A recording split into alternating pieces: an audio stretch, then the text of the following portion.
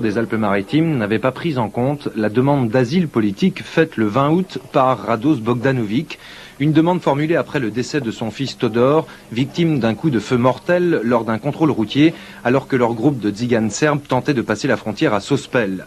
Leurs avocats ont donc tenu à dénoncer lors de cette audience ce non-respect de la procédure.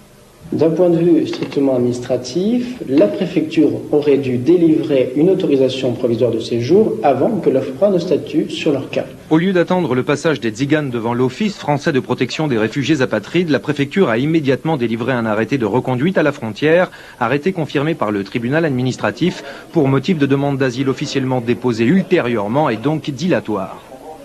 Vous comprenez bien par exemple que je suis dans l'incapacité de demander une nouvelle reconstitution qui aurait été bénéfique à la manifestation de la vérité.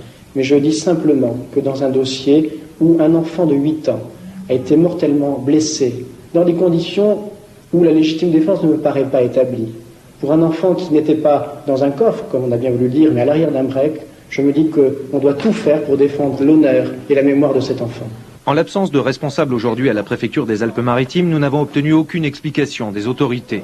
La commission de recours des réfugiés a quant à elle accepté le renvoi de la plupart des dossiers de demande d'asile politique de ces tziganes serbes. La décision sera rendue dans 3 semaines.